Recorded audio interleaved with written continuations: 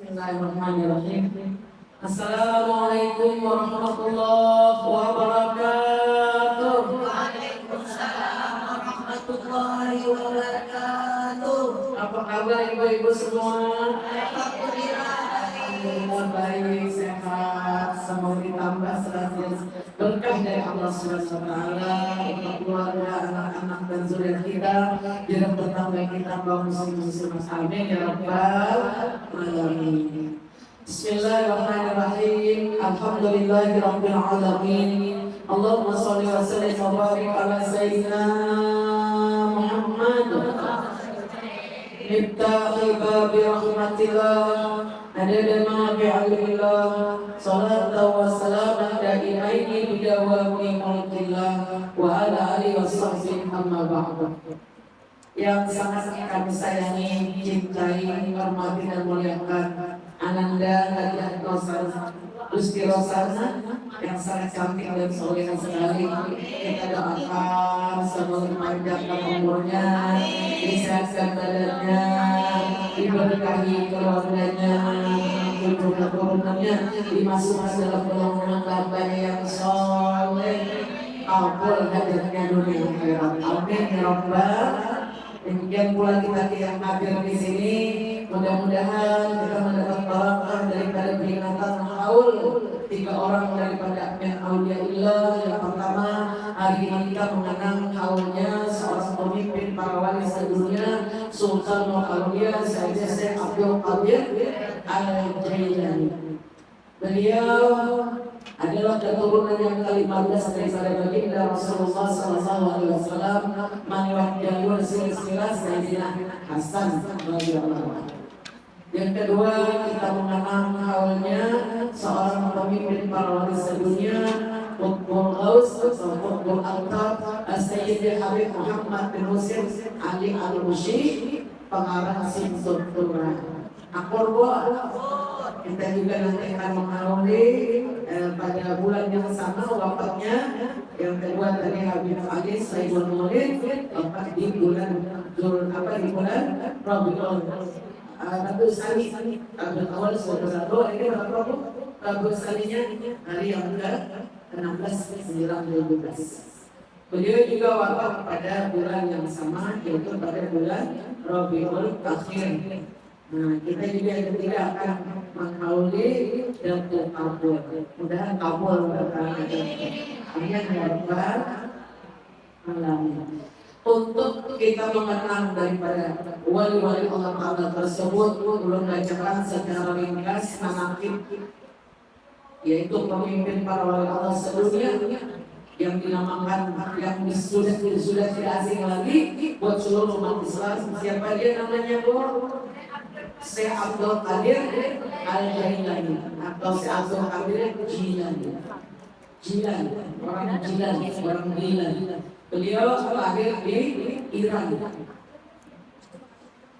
Disebutkan bahwasanya Syekh Abdul Qadir Al-Jilani lahir pada tanggal 1 Ramadan tahun 470 Hijriah. Tahun sekarang 1446 Hijriah, sudah sekitar 1000 tahun yang berlalu. Tapi jasa beliau selalu dikenang karena besarnya kiprah perjuangan beliau untuk menegakkan agama Islam. Dan beliau ini orang Persia atau Iran. Di tanggal 1 Ramadan beliau lahir. Satu kawan beliau tidak mau menetek kepada ibunya di siang Ramadan. Nah, sampai 30 Ramadan. Nah, itu nampak sekali kalau beliau. Dan ibu beliau seorang Syarifah Fatimah, keturunan daripada baginda Rasulullah, mengandung dalam usia 60 tahun. Nah, ini kalau yang ada kerennya. Jarang orang terjadi dalam usia 60 tahun mengandung. Ada 60 tahun bisa mengandung. Inilah keistimewaan beliau. Kemudian disebutkan bahwa Syekh Abdul Qadir Al-Jailani ini berusia cukup panjang 91 tahun. Beliau wafat pada tanggal 8 Rabiul Akhir tahun 561 Hijriah. Makam beliau berada di Baghdad atau Irak yang sekarang ini. Sehingga makam beliau ini sudah sering kita dengar, bahkan di antara kawan-kawan kita, jamaah kita, bahkan orang-orang datang dari berbagai penjuru dunia dari umat Islam, yang menziarahi makam beliau. Nah, hendak yang ke situ juga, dan punya sekali bulan kita bisa kira ikut ziarah ke makam beliau.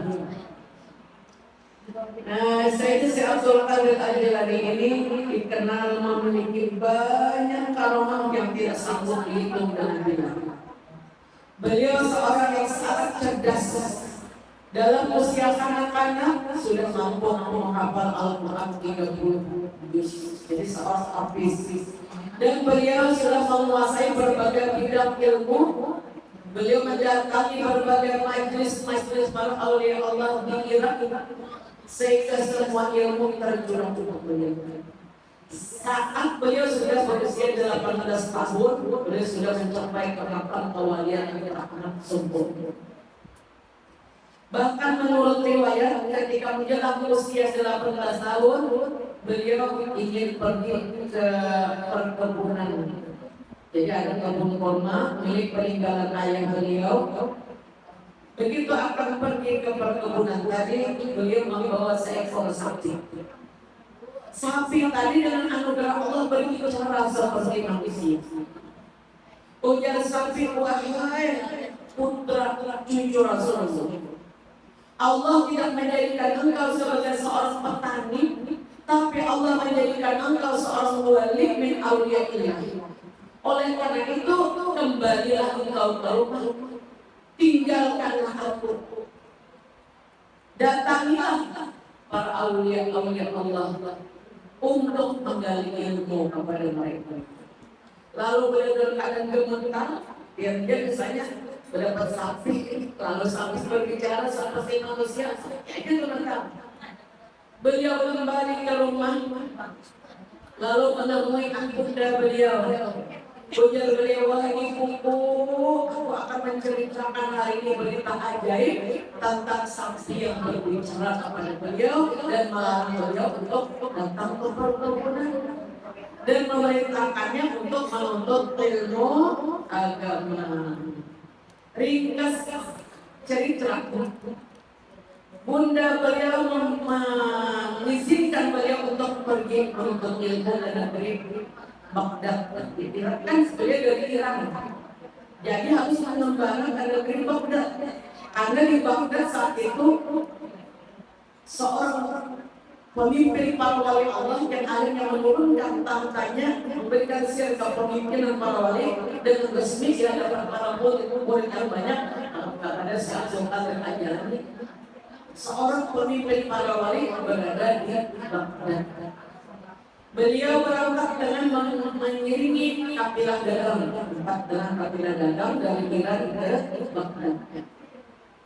Ibu beliau menjahitkan di bawah sakut di bawah ketiak beliau ada kantongan, gamis itu kantongnya kalau boleh buat sini memberikan kepada beliau 80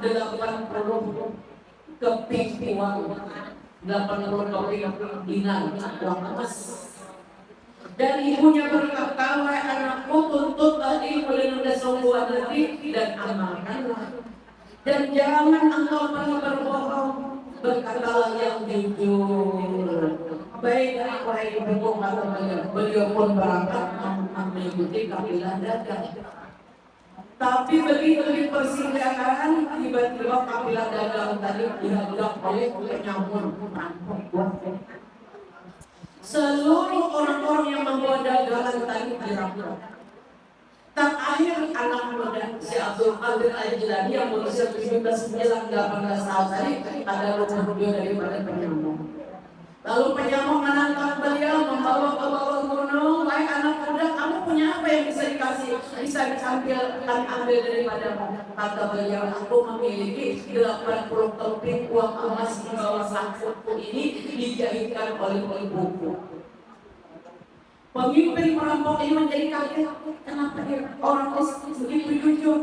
Dilihat ternyata jujur dalam berkeluh-keluh uang emas.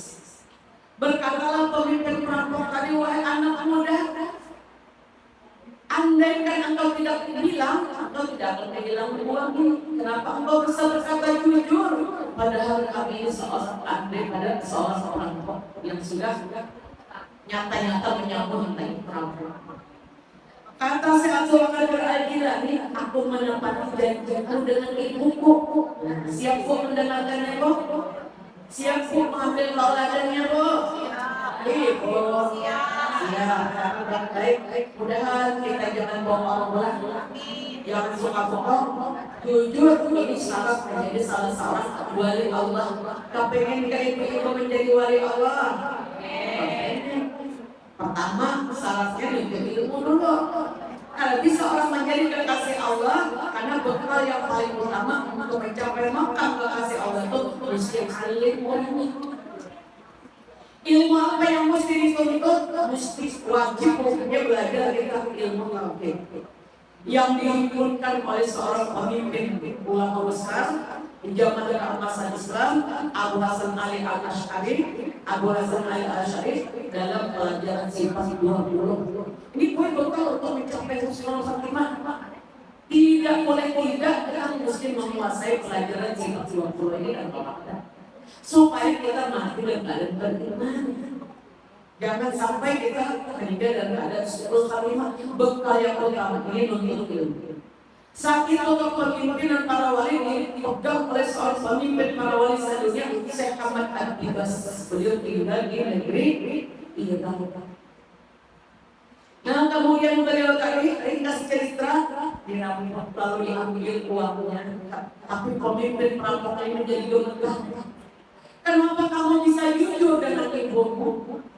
Kata si Abdul Qadir Al-Jilani, aku tidak akan pernah mengkhianati ibuku yang melahirkan aku dan membesarkan aku.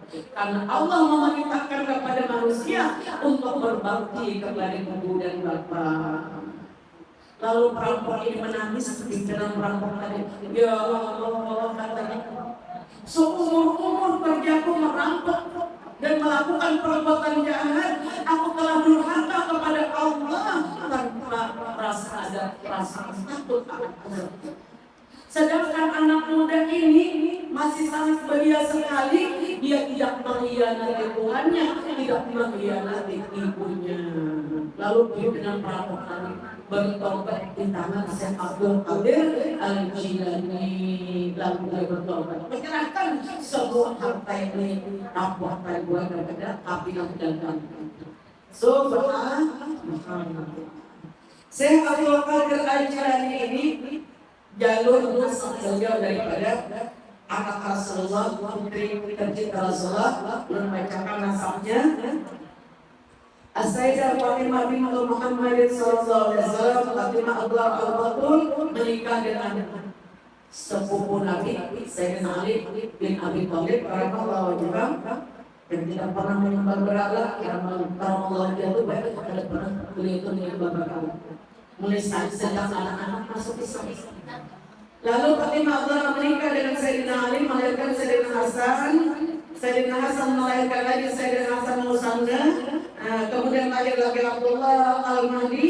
Kemudian melahirkan Musa Al-Jur dan melahirkan Abdullah melahirkan Musa melahirkan Daud melahirkan Muhammad melahirkan Yahya Az-Zahir, Yahya Az-Zahir melahirkan Abdullah melahirkan yaitu Dausi dan melahirkan beliau Dausi melahirkan Musa, Sayyid Musa ini melahirkan Soleh. Nah, Soleh ini menikah dengan Habib Soleh ini menikah dengan Syarifah Fatimah. Lahirlah Syekh Abdul Qadir Al-Jilani.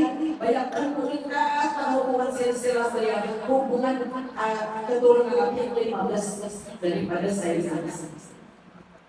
Dan beliau ini menguasai seluruh ilmu agama, dari tauhidnya, fikihnya, tasawufnya, ulumul Qur'annya, hadisnya, fikihnya, usul fikihnya, dan berbagai nahu sarufnya semua dikuasai oleh beliau. Beliau berkata, Seluruh para wali yang ada di alam dunia ini berada di bawah langgangku.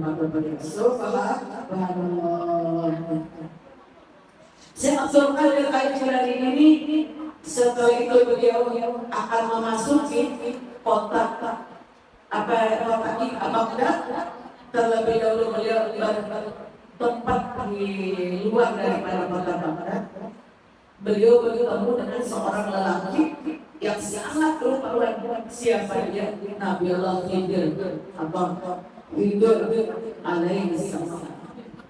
Jadi Nabi Khidir ini lengkap panggilannya Abdul Abbas. Apa nama sih? Bang Nabi Balia Ibni Malkam Ibni Al-Fahsyad Ibni Sa'id alaihi salam. Ujar para ulama, siapa yang bisa menghafal ini, nama beliau ini terbuka baginya pintu surga. Balia Ibni Malkam Ibni Al-Fahsyad Ibni Sa'id alaihi salam. Beliau ini memegang kunci-kunci ilmu.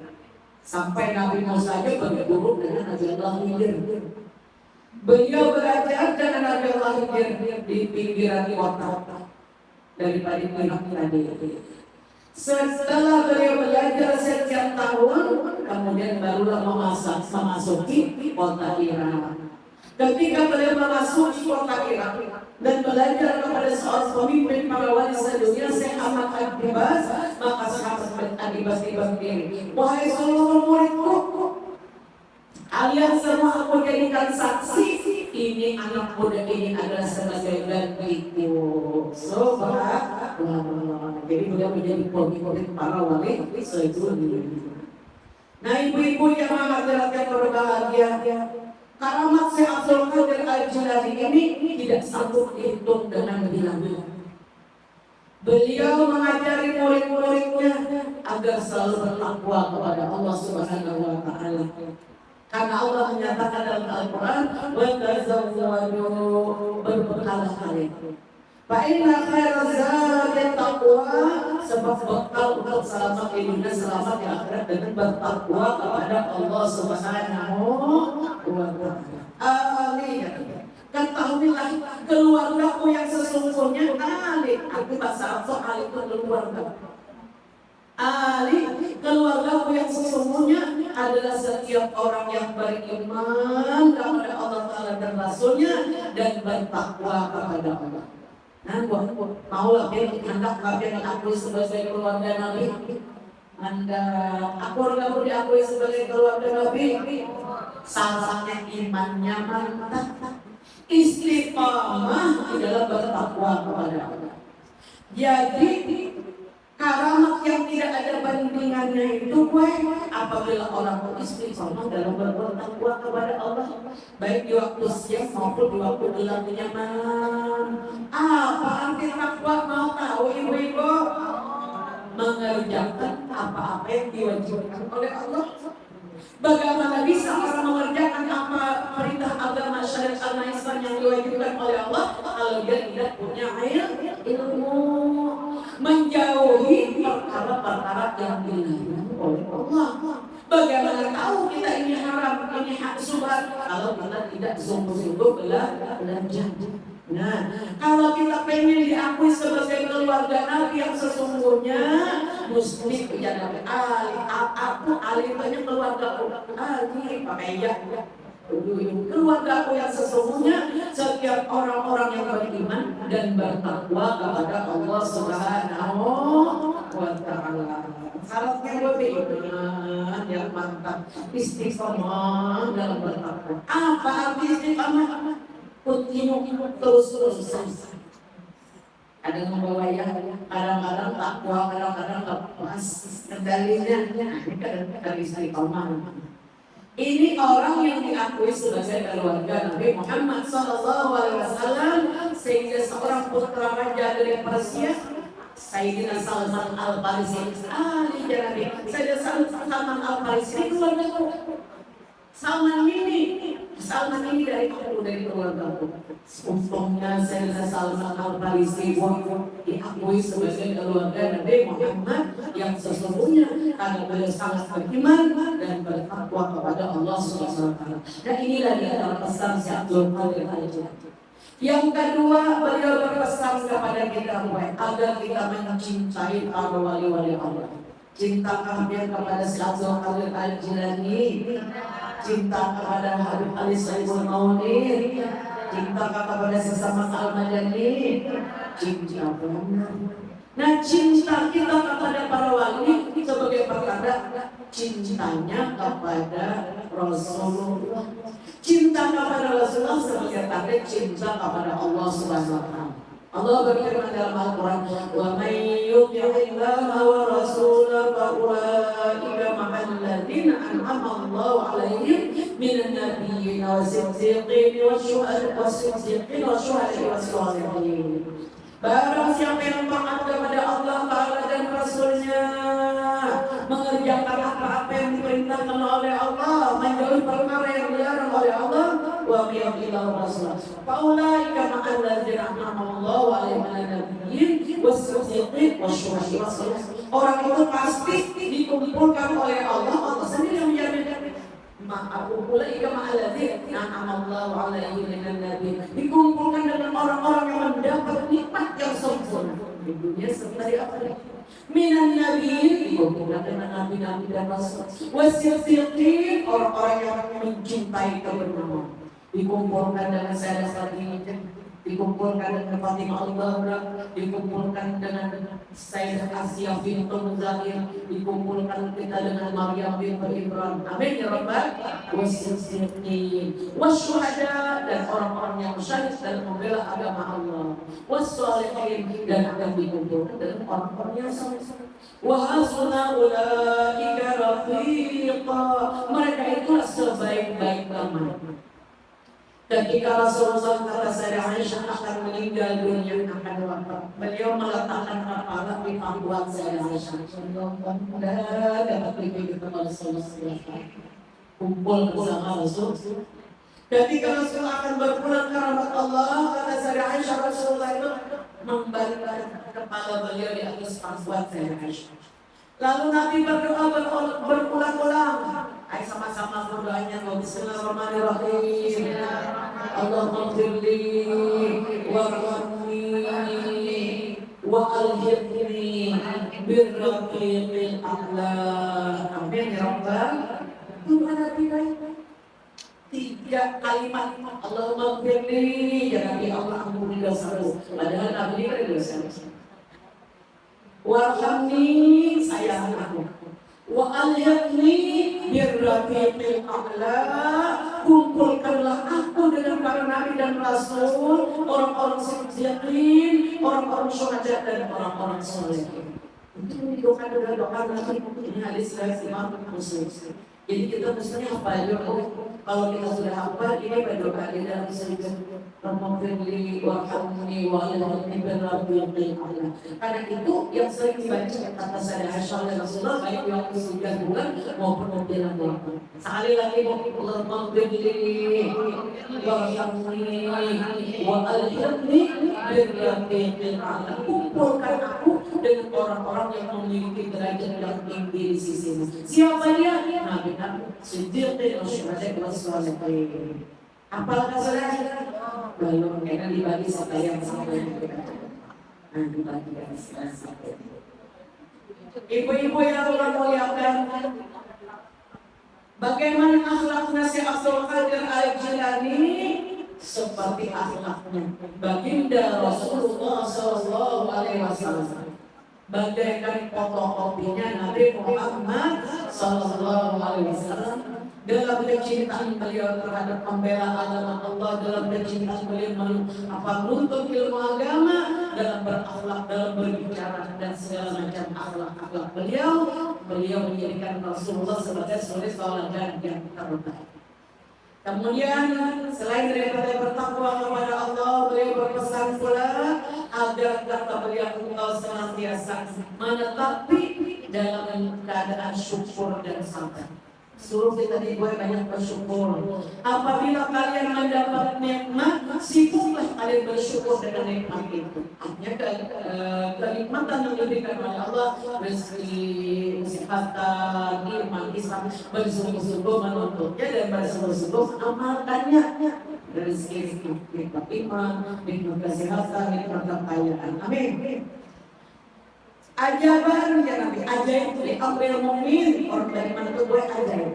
Di mana letak keajaibannya? Apabila mereka mendapat nikmat, syakara, mereka bersyukur. Bersyukur ada melaksanakan perintah Allah dengan baik. Pahalanya sudah. Sebaliknya apabila orang beriman itu ditimpa musibah, sabar, mereka bersabar. Pahala sabar tidak kurang surga juga. Amin ya Rabbal. Tidak akan dapat, kata Syekh Abdul Qadir Al-Jilani, seseorang hamba bersyukur dan bersabar ketika ditimpa musibah kecuali orang-orang yang memandang bahwasanya Allah Ta'ala itu kekasihnya, bahwa musibah itu tidak diberikan oleh kekasih kepada orang yang dikasihnya kecuali kesana tersimpan hikmah dan derajat yang tinggi. Amin ya Rabbal. Ibu-ibu yang bermulia, ketika Allah Subhanahu wa Ta'ala menciptakan seluruh manusia ini, Allah berfirman, "Alastu birabbikum?" Bukankah aku ini Tuhan kalian? Ini dalam Al-Quran dinyatakan, ujar roh manusia itu, qalu bala, tawajjuh pada manusia, pada malaikat, qalu bala, bahkan engkau wahai Allah Tuhan manusia. Seluruh makhluk mencintai Allah. Ketika roh kita ini dilahirkan ke dunia, tiba-tiba banyak manusia ini terbagi cintanya. Yang dahulunya di alam awal seluruh makhluk mencintai Allah 100%. Begitu manusia mau diutus ke dunia, mereka ingkar. 9/10%, mereka cinta dunia. Tinggal 1% atau 10%, 9/10 cinta dunia. 1% sisanya lagi. Ketika Allah menciptakan surga, yang 1%/10 kali cinta ke surga, pula manusia lupa mencintai Allah yang menciptakan surga. Tinggal 1%/10 lagi. Ketika Allah mendatangkan bala, musibah, cobaan, manusia lupa cinta kepada Allah. Hanya tinggal 1/10% lagi. Nah 1/10% yang Allah berfirman, wahai hamba-hambaku, kalian tidak meninggalkan cinta kepadaku. Aku ciptakan dunia, hatimu tetap bergantung cinta kepadaku. Aku ciptakan surga, engkau tetap jatuh cinta kepadaku. Ketika aku ciptakan neraka jahanam, engkau tetap cinta denganku. Engkau tetap taat kepadaku. Ketika aku ciptakan musibah, engkau tetap cinta kepadaku. Bagaimana pendapatmu, wahai para manusia, para makhluk, engkau yang tetap mencintai aku? Kalau aku menurunkan kepadamu musibah sebanyak bilang menapasmu. Jadi orang mencintai Allah 100%, ya Allah. Apabila yang menurunkan musibah itu engkau, wahai Allah kekasihku, kami akan terima sebesar apapun musibahmu itu dengan cinta dan ridho kepadamu. Kalau demikian, ya Allah, engkaulah wahai hambaku yang paling mencintai aku dan aku paling cinta kepadamu. Engkau adalah pencinta yang sejati kepadaku. Engkau aku persilahkan masuk surga dan engkau aku lepaskan daripada beban kehidupan dan kematian dan beban di akhirat, dibebaskan dari neraka. Amin ya Rabbal. Mudah-mudahan kita menjadi orang pencinta yang setia dengan Allah Subhanahu wa Ta'ala. Nang tadinya di alam Allah, ketika Allah bertanya, alas aku bukankah aku Tuhan kalian? Aku lupa engkau Tuhan, kami cinta kepadamu ya Allah. Cintanya nggak boleh berharap. Biar kita cinta kepada Allah sampai hembusan nafas yang terakhir. Qul in kuntum tuhibbun Allah fattabi'uni. Katakan oleh Allah, wahai kekasihku Nabi Muhammad kepada manusia, jika mereka itu benar-benar mencintai aku, fattabi'uni, Rasulullah. Yuhibbukumullah, niscaya Allah akan mencintai kalian. Yaghfir lakum dzunubakum, Allah akan mengampuni dosa-dosa kalian. Mau diampuni pun dosa. Tingkatkan kecintaan kita kepada Allah Subhanahu. Bagaimana Bu? Yang kedua itu bagaimana kita mencintai Allah? Caranya Nabi yang memberikan ini jalannya. Oh ya Nabi, cintailah Allah karena Allah lah yang memberikan segala nikmat. Betul apa betul Bu? Yang kita tadinya tidak ada lalu ada, siapa yang adakan kita Bu? Allah. Yang tadinya kita dilahirkan dalam keadaan baik, lemah, tidak berdaya, lalu menjadi seorang yang dewasa, berkeluarga, beranak, bercucu. Siapa yang menghidupkan kita seperti ini? Allah. Siapa yang memberikan kita Nabi semua yang mulia Nabi Bu? Allah. Siapa yang memberikan kita agama Islam? Allah. Siapa yang memberikan kita nikmat iman? Allah. Siapa yang menolong kita bisa beribadah? Allah. Siapa yang menyiapkan kita surga? Allah. Mustahil manusia tidak mencintai Allah. Betul apa betul? Maka ya Nabi, cintailah Allah dengan kecintaan yang tiada ada batasnya, melebihi mencintai dunia beserta isinya, melebihi mencintai anak, mencintai suami, mencintai keluarga, karena Allah memesan memberi nikmat. Cintailah diriku ya Nabi, karena akulah orang yang paling mencintai Allah Subhanahu wa Ta'ala. Cintailah para wali, karena mencintai para wali itu Allah ya Rabbi akan mengampuni dosamu dan mempersilakan kamu masuk ke dalam surga.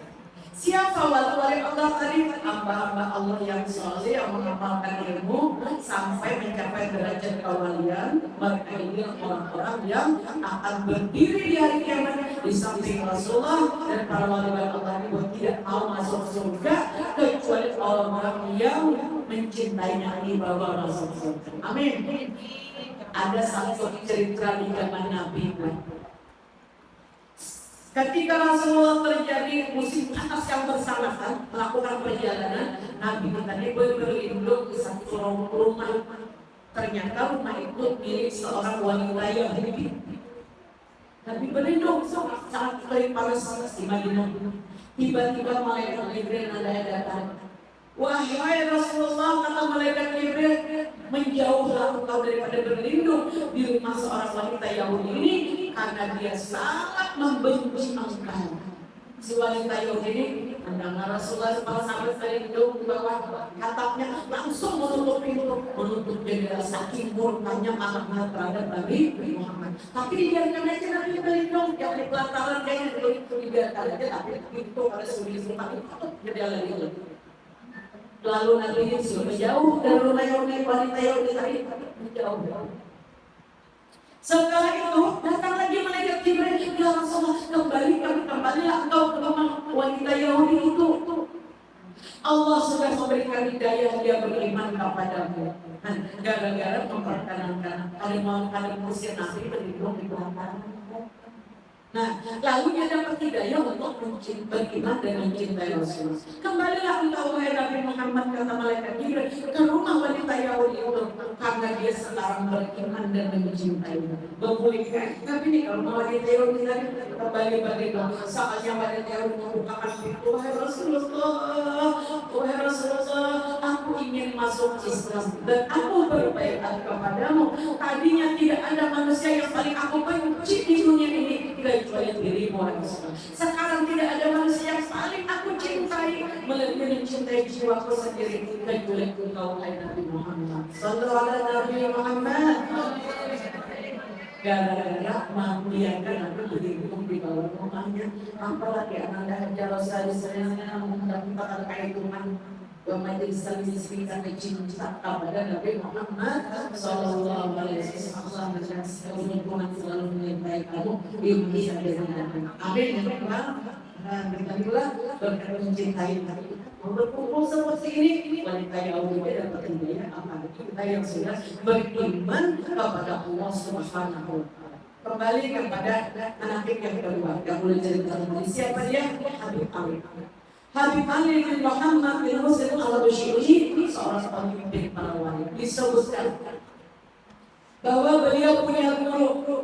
Catat nama guru beliau yang menjadi pemimpin para wali dunia di zamannya, yaitu seorang guru, seorang syekh besar di Yaman, di Hadramaut sana, yang bernama Habib. Beliau punya guru. Aku bertemu dengan Habib Abu Bakar bin Abdullah Al-Abbas. Nah, ini guru besar dia, pemimpin para wali pada masa itu. Habib Abu Bakar berkata, wahai wali, aku telah menghadapkan engkau kepada Rasulullah sebanyak 20 kali. Guru sini menghadap Rasulullah 20 kali pertemuan, memohonkan Habib Ali ini kepada Rasulullah menjadi pengganti beliau. Rasulullah pun menerimanya. Maka kata Habib Ali, aku sering memuji Rasulullah, aku sangat mencintai Rasulullah, aku sangat senang bersalawat dan salam kepada Nabi Muhammad SAW karena cintaku kepada Allah yang tiada duanya. Cinta lawan Allah, cinta juga lawan Rasulullah. Dan aku sangat mencintai guruku Habib Abu Bakar bin Abdullah Al-Abbas. Aku sering memuji-muji beliau. Jadi kalau kita ini memuji orang-orang wali, itu bagian daripada kita. Aku sering memuji-muji guruku Habib Abu Bakar bin Abdullah Al-Abbas. Lalu aku ditanya oleh salah seorang, wahai Syekh, wahai Sayyiduna Habib Ali Al-Habsyi, kenapa engkau sering memuji gurumu melebihi daripada memuji ayahmu sendiri? Kata beliau, karena Habib Abu Bakar bin Abdullah Al-Abbas adalah ayah rohaniku, murabbi mursyidku, sedangkan ayahku adalah ayah jasmaniku. Apa nama kita ayah badan kita? Tapi ayah rohaniku, murabbi mursyidku, kata beliau adalah Habib Abu Bakar tadi. Nah, kemudian ibu-ibu yang ulun muliakan, ibadahnya Habib Ali persis seperti ibadah gurunya. Nah, ulun bacakan ulang. Habib Ali beribadah persis ibadah gurunya Habib Abu Bakar bin Abdullah Al-Abbas. Disebutkan bahwa amalan beliau ini, bagaimana amalan guru beliau, Habib Abu Bakar itu dalam kesehariannya senang membaca Al-Quran dan merenungi maktab polisi. Biar pulang ibu-ibu senang lah baca Quran. Senang, alhamdulillah. Tabung asinan jalan kawalian ya. Beliau Habib Abu Bakar ini menjaga betul-betul waktunya siang dan malam, tidak berlalu walau sedetik kecuali dipenuhi dengan ketaatan kepada Allah Ta'ala dan Rasulnya, dan beliau berdakwah dengan tulus ikhlas semata-mata karena cinta kepada umat Nabi Muhammad SAW.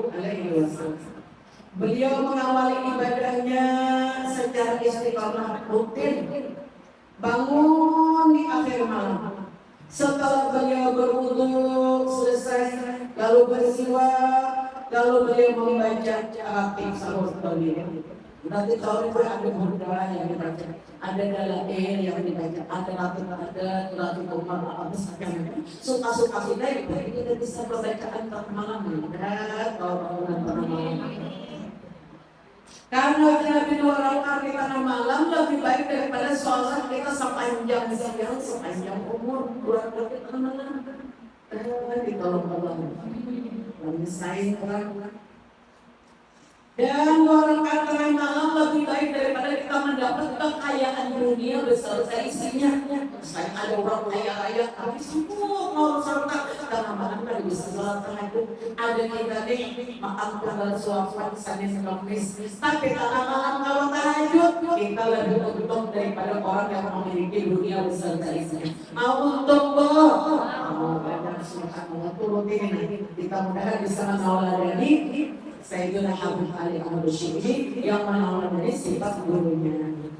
Dan beliau beribadah di akhir malam, kemudian terus sampai menjelang subuh beliau lanjutkan lagi di masjid. Nah, dengan bakti subuh beliau memimpin orang imami di masjid, kemudian membuka majelis ilmu. Ada kosong waktu beliau.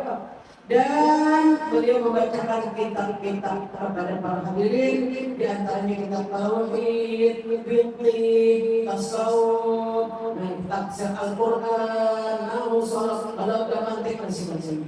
Nah, sampai waktu Isya subuh jam 6:15 beliau berdiri untuk melakukan sholat Isya. Dua rakaat. Ini turun dua usolli sunnat al-isyraqi rak'ataini lillahi ta'ala. Allahu akbar. Aku niat sholat Isya 2 rakaat ila dalam Allah. Kalau tengah malam tadi tahajud, ini buku usolli sunnat tahajud.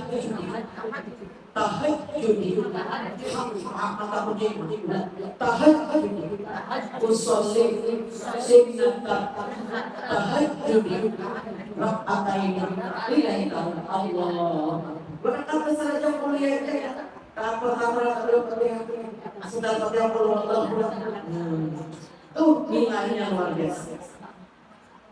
Kemudian apabila tiba waktu Isya dan sholat Isya, siapa yang Nabi sholat subuh kamu pada salinya bakalan dunia, walaupun kita pada buang anak nasi menyapu segala macam, tapi tidak dibicarakan urusan dunia. Apabila jam 6:15 sebelum tiba jam 7 kita melakukan sholat Isya, kita mendapatkan pahala haji yang mabrur, umrah yang mabrur. Laris kena israfnya. Tiap hari naik haji adalah orang tua tertawa, kecuali orang yang menunjukkan sholat Isya. Dan ditolong Allah bismillahirrahmanirrahim. Kemudian beliau lanjutkan lagi setelah sholat Isya, beliau berdiri secara istiqamah, kemudian sholat duha. Mulai pagi sholat duha jam 3 sudah masuk.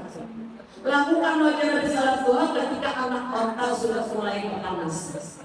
Orang yang mungkin melakukan salat duha akan masuk pintu duha ke dalam surga dengan mendapat keberuntungan karena mungkin melakukan salat duha dan masuk ke pintu duha langsung bertemu dengan Nabi Muhammad SAW.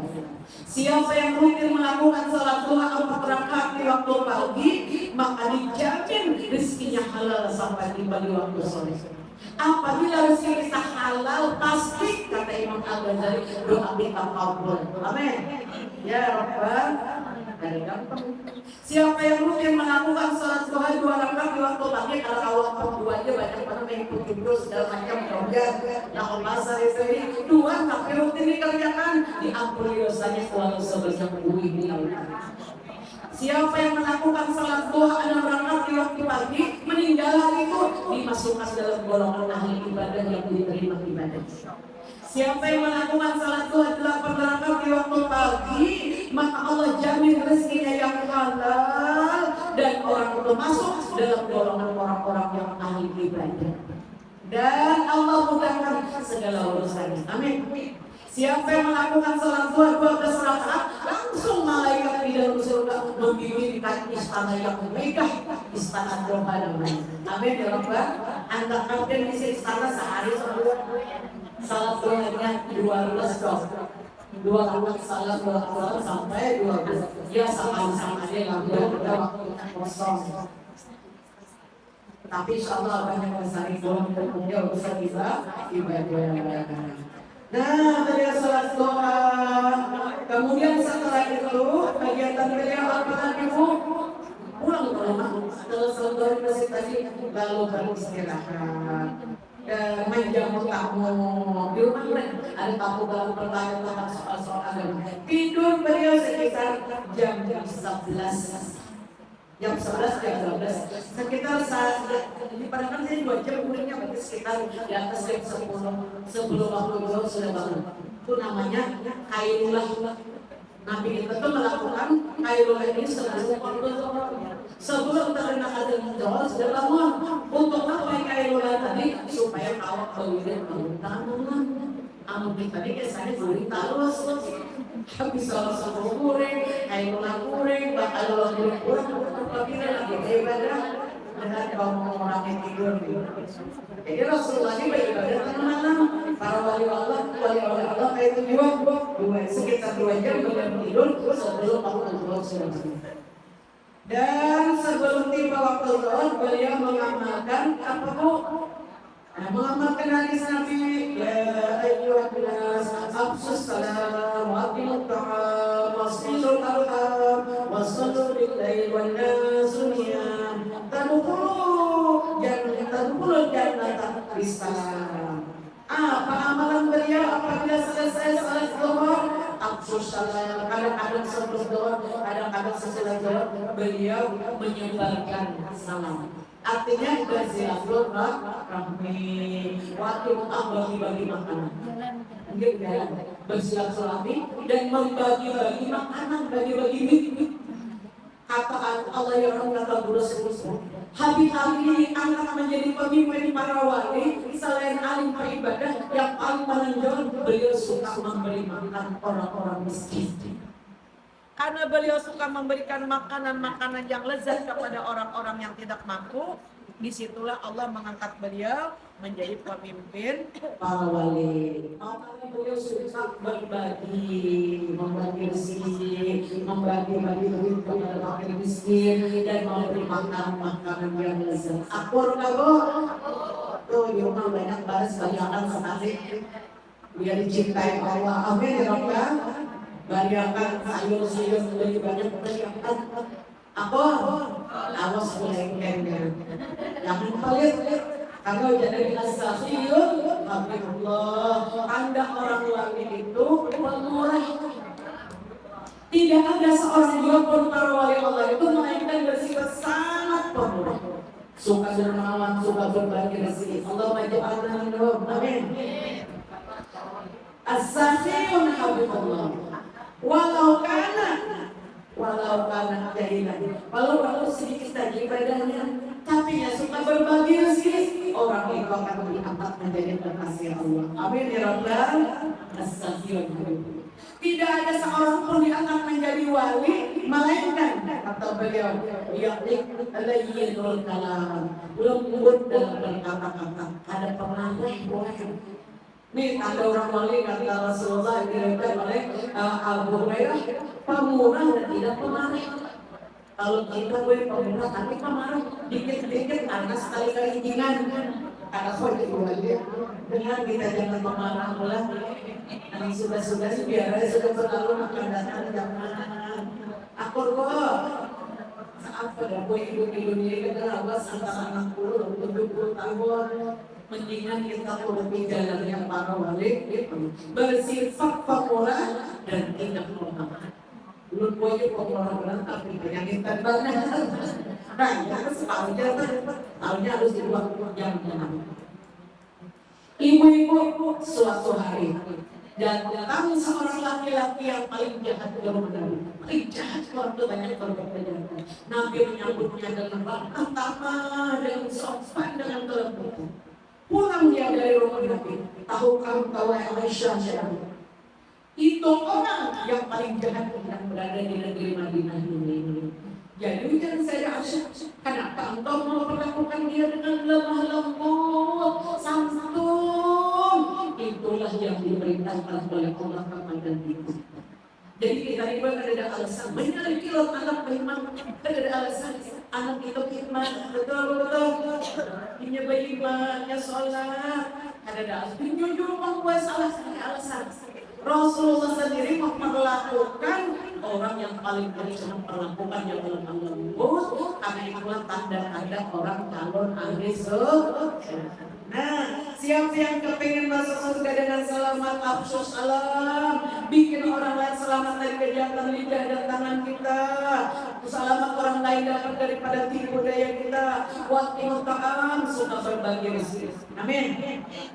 Walayyinul kalam, jangan pemarah, lembut dan berkata-kata. Wasilul arham, eratkanlah hubungan tali silaturahmi. Berbaktilah kepada ayah bunda, berbakti kepada suami, keluarga, dan kerabat dan tetangga. Amin. Kemudian sallu billahi wan nasiya. Bangunlah kalian di tengah malam di akhir malamnya untuk sholat tahajud. Niscaya tadkhulul jannata bisalam. Kalian akan masuk surga dengan selamat. Amin ya rabbal. Nah, itulah di antaranya amalan Sayyidina Abi Sayyidul Maulid ketika beliau masuk waktu asar, beliau berjamaah di Masjid Jami, dilanjutkan dengan pembacaan kitab Ihya Ulumuddin. Jangan marah kita dan bulan, tapi jauh niatnya banget. Dan antara maghrib dan isya beliau sholat tarawih sebanyak 10 rakaat. Ini musolli sunnatal awwabin rakataini lillahi. Ya Allah, aku niat sholatnya orang kali ibadah 2 rakaat nilai Fatihah 1 kali kalau bisa 1 nafas. Belajar dulu. Nah kemudian rakaat kedua, rakaat pertama surah Al-Falaq, surah Falaq, kemudian rakaat kedua Anas sampai 5 kali salam 10 rakaat. Kalau awal ini kalau kita lakukan 3 kali salam ibadahnya sama dengan beribadah siap dan selama 21. Dimana berangkat apalagi 10. Dan beliau tidur di awal malam. Habis isya beliau ada nonton TV dan jawaban ada desain HP. HP 2 jam. Ya Allah ada lagi untuk HP 2 jam. Baca buku berapa kali tamat. Tapi sayang seribu saya pakai sangat sempurna. Mudah-mudahan jangan sampai amalan yang pilih. Boleh jauh sampai saya baca Al-Quran dari ibu sini. Amin. Jadi kalau nonton HP saya membaca Al-Quran. Amin. Di situ ada Al-Quran. Dan beliau tidur di awal malam. Kalau kita mau tahajud mustahil kita bangun malam apabila kita pada tidur di awal malam. Itu hanya khayalan yang banyak jadi orang ahli tahajud kalau tidur di tengah malam. Jadi mesti kita tidurnya di awal malam. Kemudian bisa langsung di akhir. Ini yang dilakukan oleh Rasulullah. Ini yang dilakukan oleh para wali Allah. Tidur di awal malam dan mengikuti sunnah Rasul dan bangun di akhir malam. Dan ini merupakan pembelajaran bagi kita semua. Dan ini jadi mudah-mudahan ini bersama-sama buat kita semua. Mudah-mudahan kita bisa mengamalkan. Siapa dia itu yang ketiga di tahawul nanti? Siapa namanya tadi? Datuk Kabul ini nama beliau. Datuk Muhammad Al-Kabul, tapi masih kebelah. Cuma belum kali tahu ceritanya, belum sudah cari-cari sebenarnya belum dapat. Jadi dia berdua orang dari para wali Allah. Mudah-mudahan bisa kita orang hamba yang sangat dicintai Allah kita masuk ke dalam para wali Allah. Selamat tidur, selamat akhirat. Bismillahirrahmanirrahim. Subhanakallahumma wa bihamdika asyhadu an la ilaha illa anta astaghfiruka wa atubu ilaik walhamdulillahi rabbil alamin.